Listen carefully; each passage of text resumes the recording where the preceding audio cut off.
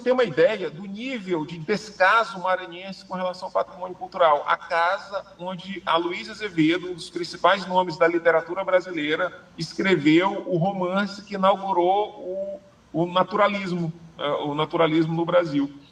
E aí, você tem uma ideia, é Brasil, né? Brasil é Brasil. No Rio de Janeiro não demoliram a casa que era de Machado de Assis, lá no Cosme Velho? Mas eu fiquei sabendo que no Rio a casa da Carmen Miranda tá pra cair, não sei. Então, meu amigo, olha, o projeto tá de destruição da cultura brasileira está a todo vapor. Hoje o brasileiro está preocupado com o Donald Trump, sei lá, com Xi Jinping. O brasileiro, a identidade brasileira, franca dissolução. Sim, ô Diogo, eu era uma pessoa que era muito fascinado pela Revolução Francesa. Quando eu comecei a fazer história e comecei a conhecer a história do Brasil, ela supera e muito, ela é maravilhosa, ela é rica, Dom João unificou esse país, a gente começa a ver, e as pessoas não sabem, as pessoas judiam, até a década de 90 tinha preconceito contra o nordestino, lembra disso? Que tinha o sul, Tem. Então, absurdo. Então, isso que eu vou falar pra você. Você acha que o patrimônio, então, assim, você acha que a tendência vai ser piorar? A tendência é piorar muito. A identidade brasileira exige um esforço de ridicularização da história. Tu tocaste num ponto importante aí, que é o esforço, inclusive institucional, de ridicularização da história brasileira. Isso não é novo, né? O Dom João VI, ele é apresentado como aquele Come coxa de frango. O Dom Pedro I é apresentado como mulherengo. O Dom Pedro II é o velho lá que... Pamonha. Ficou rolando o Pamonha. A princesa Isabel... O movimento negro fala mal da princesa Isabel, né, que assinou a Lei Áurea, não foi uma princesa, foi uma princesa branca. Então existe todo um esforço intelectual de destruição da identidade brasileira, mas isso está se agravando, não está retrocedendo, está se agravando.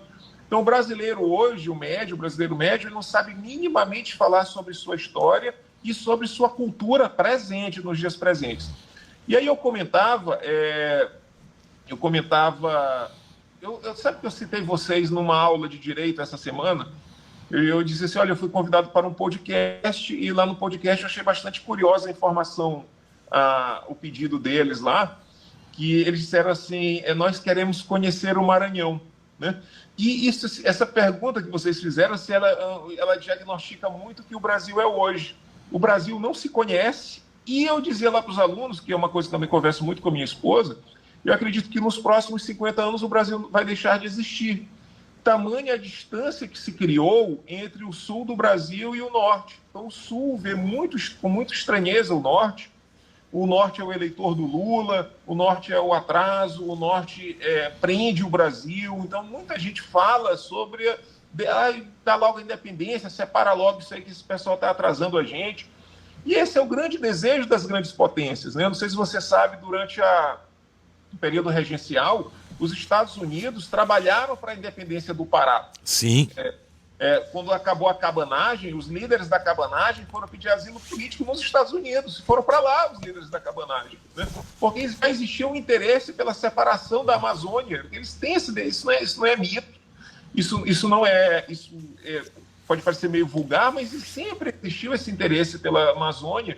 E eu tenho a mais absoluta certeza que essa divisão social brasileira hoje ela é muito bem pensada. Então, quando eu vejo assim, alguém de São Paulo, do Rio Grande do Sul, de Minas, assim, quero conhecer o Pernambuco, quero conhecer o Maranhão, para ver o abismo onde nós nos encontramos. Você ficou ofendido com essa pergunta? Não, ao contrário, eu achei extremamente curiosa. Mas a intenção foi essa, quero conhecer o Maranhão no sentido do quê? Não estar lá. É porque o sul do Brasil não conhece o norte, e o norte Exato. conhece o sul, entendeu? Então, esse é o nível de divisão em que o Brasil se encontra hoje, né? Então, isso é um fato, né? Não dá nem para me ofender ou me alegrar disso, de trabalhar com fatos, né? Isso é um fato que o Brasil hoje é um país dividido, né? E por que o Brasil vai existir no futuro, né? Porque quem garante, quem que vai lutar pela integração nacional no futuro? Nós precisamos de uma renovação nacional, precisamos, mas não tem nada que indique que isso vai acontecer. Ao contrário, está indicando que nós vamos nos agravar mais ainda nessa divisão. Né? Você acha que a chance de... É porque é indissolúvel pela Constituição, mas você acha que tem uma chance aí de uns 50, 60 anos o Brasil essa geografia deixar de existir? Eu acredito, a Constituição ela tem sido usada de forma assim, muito causuística, né? Então eu não sei nem se essa Constituição ela vai ter uma vida útil muito grande, né? Mas assim, pelo nível de divisão social, eu acredito assim que temo, é um temor meu, que nos próximos 50 anos, não é algo com o horizonte assim, de curto prazo, mas a médio prazo eu temo muito pela integridade nacional, por uma vontade mesmo das pessoas se separarem, né? Recentemente aqui minha esposa esteve numa reunião, e numa reunião o sujeito falou assim, para separa logo o Ceará, que isso aí é só o governo do PT lá, bota isso para fora, separa logo a Bahia. Então, quer dizer, por causa de uma disputa política imediatista, que aconteceu 3 anos atrás, por causa de algo muito imediatista, as pessoas, não, deixa isso aí virar um país, deixa a Amazônia se separar, leva logo isso, manda isso embora. Sim. Olha o nível de visão curta do brasileiro de nossa época, né? Então, o brasileiro médio da nossa época, ele prefere recortar, dividir o Brasil a preservá-lo em razão de uma disputa eleitoral imediatista. Né? Então, falta um projeto de nação, e falta um projeto de nação por quê? Porque as pessoas estão odiando a própria nação, né? Então, as pessoas odeiam, o médio hoje, ele odeia o Brasil, né? Ele vê o norte como um atraso, como algo que não deixa Mas foi isso que foi ensinado, né? Isso que foi ensinado, né? Que o Nordeste era um atraso. Não é. Eu já conheço. Como é reproduzido. A família da minha mãe, ela é portuguesa, mas ela se estabeleceu em Recife, no Recife. E lá as pessoas são estados, eu tenho noção de estados extremamente desenvolvidos. E eu ouvi essa semana de muita gente, mas pra que você vai colocar do Maranhão? Eu ouvi. Você vai entrevistar para mim, uma pessoa muito intelectual, aí eu ouvi de umas 8 pessoas. Pra que o Maranhão? O que a gente quer saber do Maranhão? Falei, vamos saber. Você percebeu? Você falou isso é verdade. Olha só, o Maranhão hoje,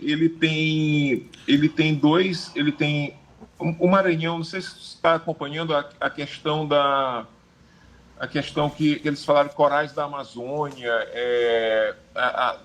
da plataforma norte de petróleo, né, da região norte de petróleo. Me foge agora o nome específico. Olha só, essa coisa de visão curta do brasileiro médio, até um certo idiotismo, e não consegue ver as potencialidades dessa região norte do Brasil.